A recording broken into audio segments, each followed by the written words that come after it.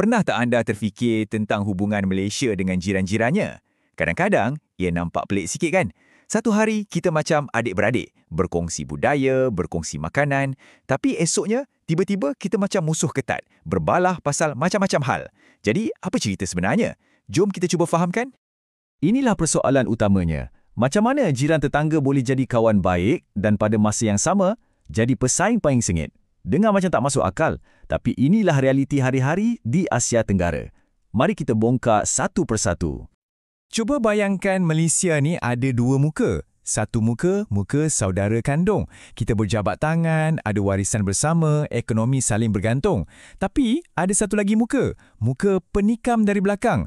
Ada isu pasal air, jerebu yang buat kita sesak nafas dan pertikaian tentang pulau-pulau kecil. Ini bukan sekadar politik biasa. Ini dah macam drama gaduh satu keluarga besar di peringkat serantau. Okey, jom kita mulakan dengan yang baik-baik dululah. Apa sebenarnya yang buat ikatan saudara kandung ni begitu kuat? Terutamanya dengan negara jiran terdekat kita, Indonesia dan Singapura. Segalanya bermula dengan konsep serumpun. Perkataan ini mendalam maksudnya. Ia membawa erti dari akar yang sama. Ia menggambarkan hubungan erat antara Malaysia dan Indonesia. Cuba fikirkan, bahasa kita lebih kurang sama. Makanan pun ada yang serupa. Sejarah kita saling berkait rapat.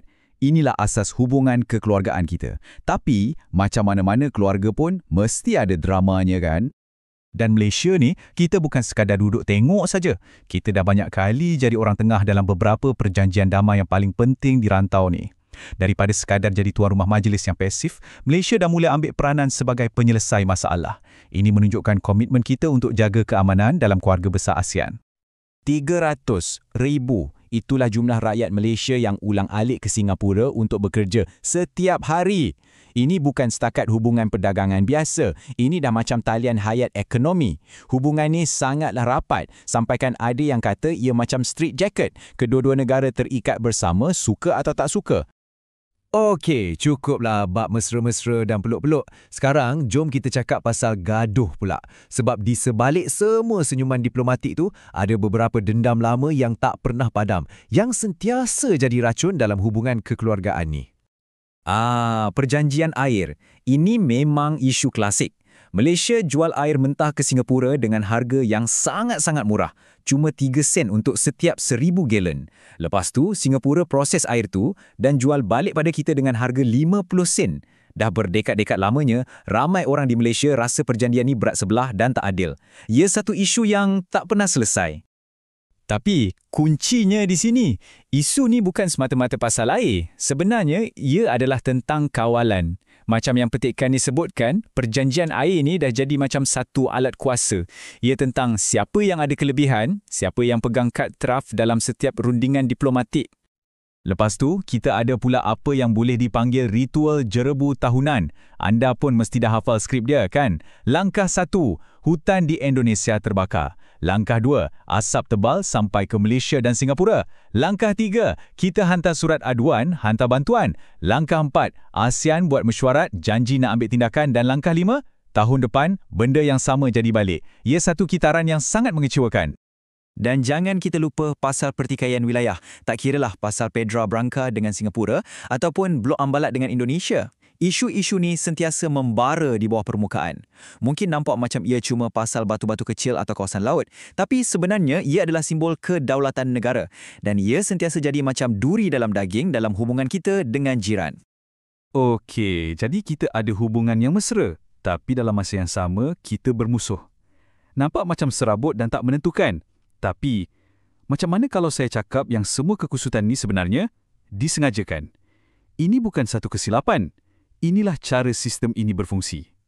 Untuk faham semua ni, kita kena faham cara ASEAN. Anggap je ia macam peraturan tak bertulis dalam satu keluarga yang besar. Peraturan utama, jangan bergaduh terang-terangan. Semua orang kena setuju dan jangan sibuk hal dalaman negara lain. Hasilnya, kestabilan nampak terjaga. Tapi, kelemahannya, banyak masalah sebenar cuma disapu ke bawah karpet dan jarang sekali dapat diselesaikan.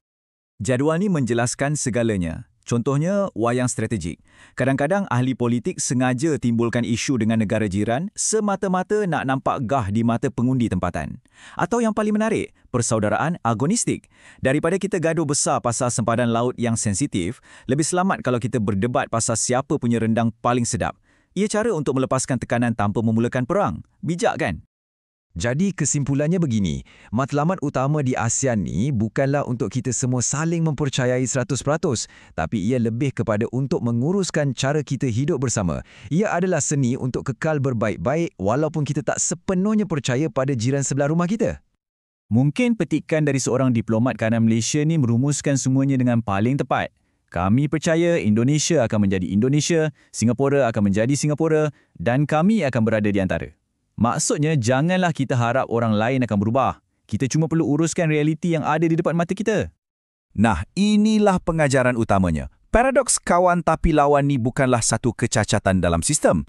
Ia adalah sistem itu sendiri. Tarian yang tak berkesudahan antara kerjasama dan persaingan, antara kepercayaan dan kecurigaan, inilah yang, secara anehnya, mengekalkan kestabilan di salah sebuah rantau yang paling kompleks di dunia.